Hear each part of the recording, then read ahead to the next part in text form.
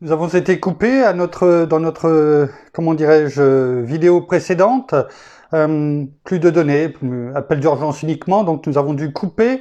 Et donc cette méditation se fera en deux vidéos. C'est ce que je mettrai, eh bien, mais donc n'en soyez pas surpris. Donc nous étions à Nassa, eh bien, en hébreu, pour pardonne, et décidément nous avons tout en même temps, qui veut dire, eh bien, lever, élever, porter, c'est ce que dit, eh bien, ici, comment dirais-je, notre Moïse, eh bien, à Dieu, à l'Éternel, au Dieu Tout-Puissant, il lui donne, il lui dit, prends sur toi, supporte, mets-le sur tes épaules, endure, emmène, pardonne, eh bien, pardonne maintenant leurs péchés.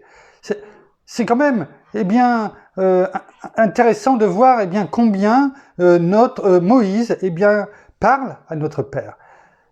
Cela montre, c'est des choses que l'on dit bien souvent, pardonne maintenant leurs péchés.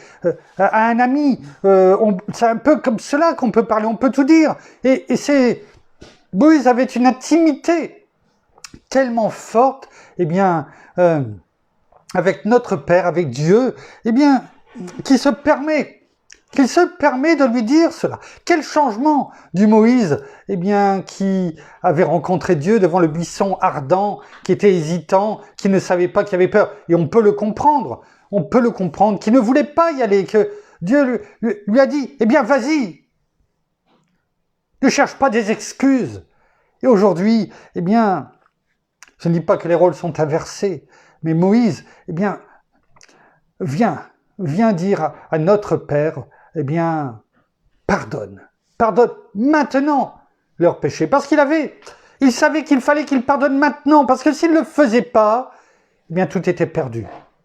Pour qu'il dise maintenant, eh bien, c'est que vraiment, comment dirais-je, il savait, eh bien, que c'était indispensable. Et regardons ce qui est écrit dans le psaume 4, au verset 7. Beaucoup disent, qui nous fera voir le bonheur? Le psalmiste pose cette question. David la pose cette question. Qui nous fera voir le bonheur? On devine finalement, eh bien, dans ce que Moïse dit, pardonne maintenant leurs péchés. C'est-à-dire, si c'est pas maintenant, eh bien, nous allons toujours être dans le malheur. Il n'y aura pas d'éclaircie, ça sera toujours la même chose. Il fera toujours noir. Nous ne serons pas heureux si tu ne nous pardonnes pas. Fais lever. C'est le même mot ici qui est utilisé que pour pardonne. Nassa. Fais lever sur nous la lumière de ta face, ô Éternel. C'est ce que demande finalement Moïse à notre Père. Fais lever sur nous la lumière de ta face, ô Éternel. C'est ce qu'il lui demande. Parce qu'il sait très bien que si la lumière de Dieu ne se lève pas, tout est perdu. C'est le cas pour nous. Si notre Seigneur, lui la lumière, la vérité, la parole, s'il n'était pas venu nous éclairer, nous serions toujours dans les ténèbres. Et avec lui, nous avançons, jour après jour, pas après pas. Qu'importe les ténèbres dans lesquelles nous pouvons être, du monde, la lumière ne s'éteindra jamais tant que nous continuerons. Eh bien, comme le dit le Seigneur dans Jean, chapitre 15, verset 5, celui qui demeure en moi comme moi en lui porte beaucoup de fruits, car sans moi, vous ne pouvez rien faire. Sans lui, on ne voit plus clair, on n'a plus ce discernement. Et c'est exactement ce que Moïse ici dit et demande, intercède, en disant cela à notre Père, pardonne maintenant leurs péchés. Sinon, regardons, sinon, je t'en prie, il met les formes, parce qu'il sait quand même à qui il parle. Il a cette reconnaissance. Sinon, je t'en prie, efface-moi de ton livre que tu as écrit. Efface-moi de ton livre que tu as écrit. Ici, regardons, arrêtons-nous pour ce soir, ça sera suffisant. Efface-moi de ton livre. Ça vient du verbe grec maka. Maka qui veut dire, bien sûr, effacer, mais qui veut dire essuyer. Essuyer. Enlever une tache en la recouvrant. Vous savez, quand quelquefois il y a une tache qui part pas, alors je n'ai pas l'habitude, mais enfin sur des vêtements par exemple, je sais que combien de fois j'entends mon épouse dire « Oh, il y a une tache, eh bien j'ai dû mettre beaucoup de détachants ». Elle me fait signe que oui, c'est bien, c'est que je suis sur la bonne voie. Beaucoup de détachants et suivant, eh bien la tache, eh bien, il faut en mettre un peu plus et puis quelquefois même élever la température, eh bien lors du lavage afin que cela parte. Et quelquefois, eh bien, et c'est arrivé, je sais, je crois avoir entendu dernièrement, eh bien, malgré le détachant et malgré avoir été lavé 2 fois, 3 fois, et l'avoir mis à une température élevée, la tache n'est pas partie. C'est bien ça, mon tendre et chère épouse. Elle me fait signe que oui. Eh bien, c'est cela, ici.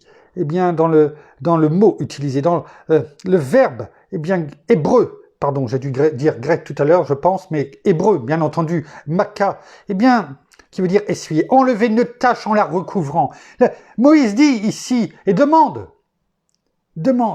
à notre Père, eh bien, recouvre cette tache. Recouvre cette tache. En faisant quoi? En me retirant. Si tu ne veux pas pardonner au peuple, alors retire-moi. Mais recouvre-moi de telle façon qu'on ne me voit plus. Voilà ce qu'il dit. Nettoie, extermine. Voilà ce que veut dire maka. C'est fort, ce n'est pas simplement efface. Vous voyez, c'est très très fort. Mais, quand on va voir la conjugaison de ce verbe, le temps employé ici, eh bien, on a parlé déjà, on en a déjà parlé, eh bien, du radical cal qui montre bien, comment dirais-je, que c'est une action simple. Une action simple, mais à la voix active, c'est-à-dire qui entraîne une action. C'est ce radical cal qui est utilisé ici. Sous-entendu, eh bien, c'est une action simple pour toi, Père, Dieu Tout-Puissant. C'est une action simple. Fais-la. Le temps ici employé est l'impératif.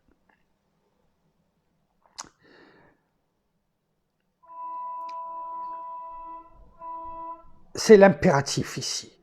J'essaie de retrouver où. Voilà, ici, c'est l'impératif. Et c'est quoi l'impératif? Le mode, en tout cas, qui est utilisé ici, c'est l'impératif. C'est-à-dire que l'impératif, on le sait, ici en français, c'est quoi l'impératif? Ça exprime un ordre ou un commandement. Et quand on regarde un peu plus dans le détail, eh bien, on se dit, mais là, Moïse est en train de donner un ordre, un commandement. Les rôles sont inversés, si je puis m'exprimer ainsi.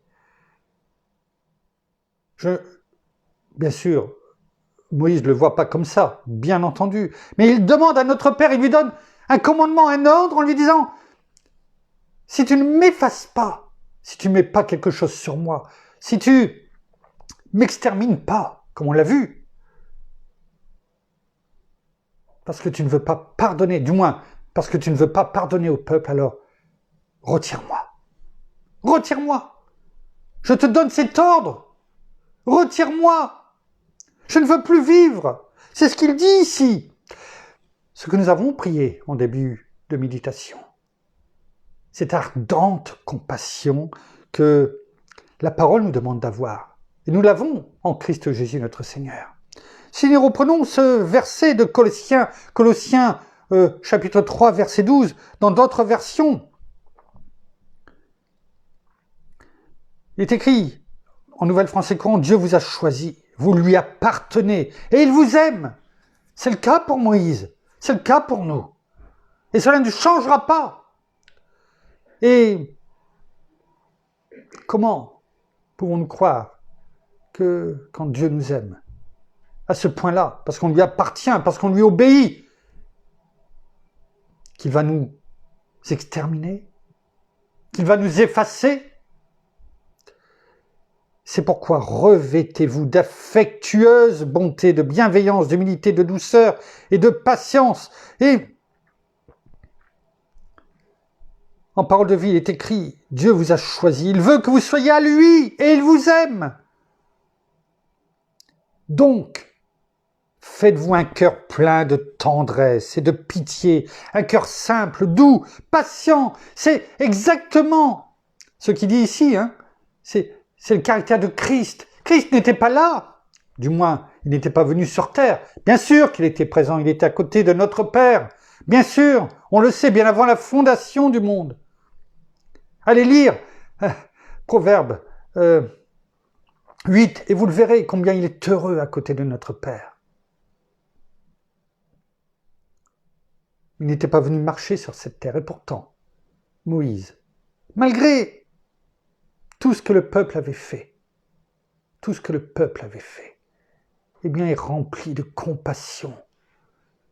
Il aime tellement ce peuple, pourtant qu'il ne le connaît pas depuis bien longtemps. Et je dirais l'image qu'il en a eue n'est pas formidable. Cela nous représente bien. Et pourtant, notre Père nous aime tellement. Tout comme Moïse, eh bien, au travers de ce qu'il vient de dire, efface-moi.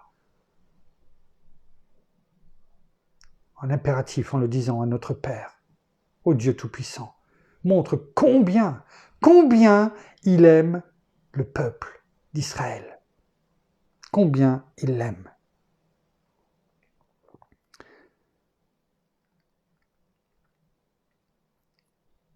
Je regarde dans d'autres versions, d'affectueuse bonté, de bienveillance, d'humilité, de douceur, de patience. Voilà ce que demande, eh bien, en intercession Moïse pour le peuple. Le peut-être, le par hasard qu'il disait 2 versets auparavant, en parlant au peuple, c'est-à-dire que, avec un peu de chance, eh bien, il montait vers Dieu, eh bien, lui-même comme un sacrifice, comme une offrande. Il s'offre tout simplement, eh bien, à Dieu, au Dieu Tout-Puissant, pour le peuple.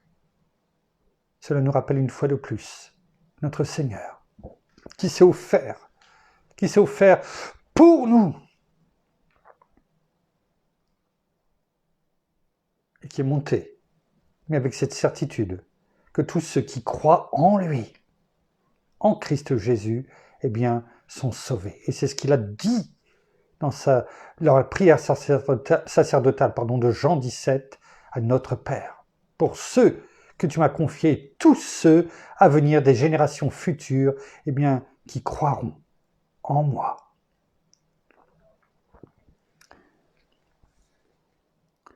Sinon, je t'en prie, efface-moi de la terre, mais pas que.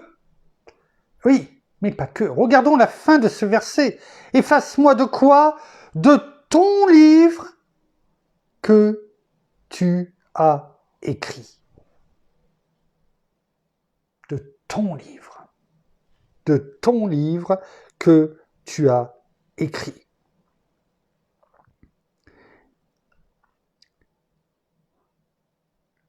Ici, le mot écrit, c'est du verbe hébreu, katab, qui veut dire enregistrer. Ce n'est pas simplement écrit. On pourrait dire aujourd'hui, avec les médias, ils ne connaissaient pas tout ce que nous avons aujourd'hui. Mais l'hébreu a déjà utilisé le même mot, finalement, que l'on peut dire aujourd'hui enregistrer. Il n'y avait rien pour enregistrer à cette époque-là. Mais aujourd'hui, eh bien, on pourrait dire, quand on fait des sauvegardes dans le cloud, dans les disques durs, etc., enfin, il y a tellement de possibilités aujourd'hui. C'est la même chose. Enregistrer, inscrire, d'écrire par écrit, décréter. Tout comme lorsque notre Père, eh bien, déclare quelque chose, et quand il le déclare, eh bien, cela se fait. Voilà, ici, ce que veut dire écrit. Mais au-delà de ça, eh bien, et cela doit nous fortifier, Cela doit également nous interpeller. Nous interpeller. Qu'est-ce qui doit nous interpeller? C'est ce qui est écrit ici. Efface-moi de ton livre que tu as écrit. De ton livre. Tout ce que nous faisons, tout ce que nous avons été, ce que nous sommes aujourd'hui et ce que nous ferons demain, eh bien, est écrit. Toutes nos bonnes actions, mais pas que. C'est pourquoi il est important. Il est important, eh bien, de comprendre que tout ce que nous faisons, tout ce que nous pensons même, est écrit. Et que au jour du jugement, eh bien, où on se trouve d'un côté, où on se trouve de l'autre. C'est-à-dire où nous sommes en Christ Jésus. Et lorsque le livre s'ouvrira, il sera blanchi, blanchi par le sang de Christ, parce que nous lui appartenons. Et malheureusement, pour ceux qui ne lui appartiennent pas, eh bien, il y aura le jugement. C'est pourquoi Moïse le savait très bien. Et il savait très bien en disant ceci, « Efface-moi de ton livre ». Ce n'était pas une parole en l'air, il parlait en tête-à-tête avec Dieu. En lui disant cela, il savait très bien ce qu'il lui demandait. Il savait que si son nom était effacé, pour que le peuple soit pardonné, il n'apparaîtrait plus, il ne serait plus sauvé. Cela montre à combien sa compassion, son amour pour le peuple était grand. Cela nous donne aussi, eh bien, un exemple, peut-être du travail qui nous reste à faire, afin que nous puissions avoir ce même amour que Moïse. C'est un homme, tout comme nous. Peut-être que quelquefois on se dit, c'est dur d'être comme notre Seigneur. Mais Moïse était un homme.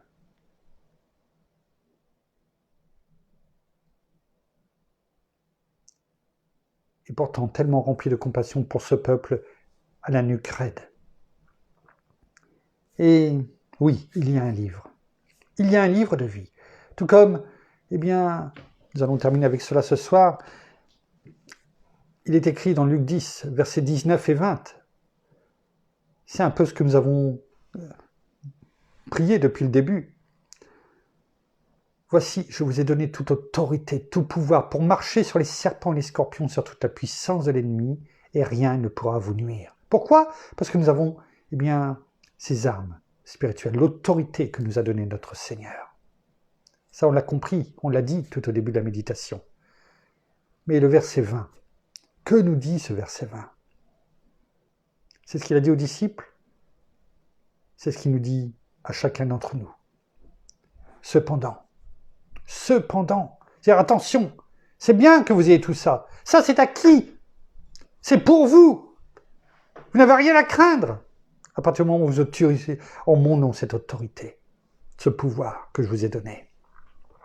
Cependant, ne vous réjouissez pas de ce que les esprits, et là c'était pour combattre l'ennemi spirituel, ce que les esprits vous soient soumis. Ils sont là sous nos pieds.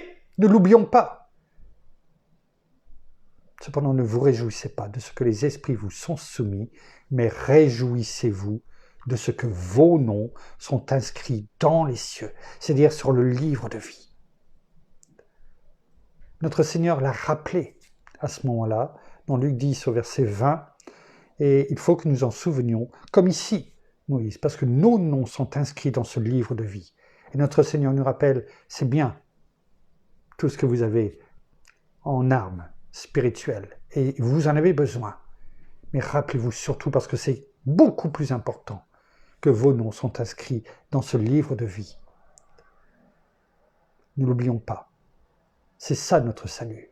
Ce n'est pas d'avoir cette force, car si on n'avance que par la puissance, en disant « je suis fort, parce que Christ me fortifie », oui, et je vais délivrer les personnes, oui, mais si c'est pour que notre nom, à côté, parce que nous finalement ce n'est plus Christ qui est fort en nous, mais c'est nous qui, eh bien, nous sommes nous nous enorgueillissions eh bien, de cette capacité que notre Seigneur nous donne, parce que c'est ça le risque, et c'est pourquoi le Seigneur l'a dit. Rappelez-vous que le plus important, c'est que vos noms sont inscrits dans le livre de vie. Et Moïse le savait très bien cela. Il en avait cette pleine révélation que le plus important, c'était que son nom soit inscrit dans le livre de vie, et pourtant, il n'a pas hésité à demander à notre Père, et je dirais même pas demander à lui, ordonner, eh bien que s'il ne pardonne pas le peuple, eh bien que son nom soit effacé, enlevé. Que cela soit pour nous une source de réflexion. Merci, Père. Merci, Seigneur. Merci, bien-aimé Saint-Esprit, une fois de plus, pour ce que tu nous as révélé encore ce soir. Continue à nous emmener, bien-aimé Saint-Esprit, chaque jour, sur ces voies de révélation, sur ces voies peut-être nouvelles pour nous. Pourtant, nous connaissons peut-être depuis bien longtemps la parole, mais nous avons tellement besoin, eh bien, d'avancer dans cette humilité, aussi dans cette ardente compassion. Nous terminons par la prière. Seigneur, merci bien encore ce soir pour ta présence. Merci aussi pour ta parole. Merci pour tout ce que tu nous donnes chaque jour. Merci aussi pour ton amour et que nous aussi, eh bien, nous ayons cette compassion, cet amour, cette patience vis-à-vis de tous ceux aussi qui nous sont proches, mais aussi de tous ceux encore qui au jour d'aujourd'hui ne te connaissent pas, afin que eux aussi, eh bien, puissent hériter du salut, afin que eux aussi, eh bien, tu viennes frapper à la porte de leur cœur et qu'ils se donnent entièrement et complètement. Oui, que tu reflètes en nous, que ton caractère, eh bien, reflète en nous et que nous puissions aussi non seulement toucher toutes ces personnes, mais pas nous, que ce soit toi qu'ils voient en nous, que parce que nous avons les traits du roi, nous avons tes traits, Seigneur Jésus. Alors, merci encore pour tout ce que tu nous donnes jour après jour. Merci encore pour ces moments de partage avec lesquels, eh bien, nous pouvons aussi, avec lesquels nous pouvons, tous ces moyens de communication dans lesquels nous pouvons aussi parler de toi et surtout parler pour toi, mais aussi pour tous ceux qui, au jour d'aujourd'hui, eh bien, veulent tout simplement tendre l'oreille et t'écouter. Alors, soyez tous abondamment bénis, frères et sœurs, dans le nom de notre Seigneur Jésus-Christ. Amen. Amen. Voilà, ainsi s'achève la méditation de ce soir. Nous vous bénissons abondamment de toute bénédiction spirituelle dans les lieux célestes en Christ. Nous saluons nos amis au Québec, au Canada, en francophonie, en France, à Paris et tout autour de chez nous. Et nous vous souhaitons à toutes et à tous une excellente fin de journée pour certains, de soirée pour d'autres, en tout cas une excellente nuit de repos dans la paix de notre Seigneur Jésus-Christ. Avant de nous séparer, eh bien, mon épouse avait été repartie, elle avait complètement oublié. On vous fait partager les choses, hein. Nous sommes une grande famille, rien n'est caché, tout est transparent. Et je vais lui repasser le micro parce qu'il y a une petite annonce, enfin une belle annonce, eh bien à faire. Oui, c'est vrai. Oui. Oui, pourtant, je l'ai vu toute la journée, je l'ai écrit plusieurs fois, mais voilà. Oui, donc aujourd'hui, nous sommes le 1er juin et aujourd'hui, eh bien, nous fêtons l'anniversaire de notre petit-fils qui a 2 ans aujourd'hui et qui s'appelle Giovanni. Voilà, de notre fille aînée. Voilà, de notre fille Jessica. Donc, nous faisons un gros bisou à Giovanni, tout particulièrement 2 gros bisous même, puisqu'il a 2 ans aujourd'hui. Donc 2 gros bisous. Voilà, 2 gros bisous à Giovanni aujourd'hui, et puis bien sûr un bisou à ses parents, donc Jessica et Ismaël. Voilà. Encore un joyeux anniversaire. Voilà. Voilà. Donc eh bien, nous vous disons au revoir et nous serons heureux de vous retrouver bien demain pour la suite de nos méditations. Demain, eh bien, un peu peut-être dans ces heures-là, en début de soirée. Enfin, nous verrons bien. En attendant, soyez abondamment bénis. À demain. Au revoir.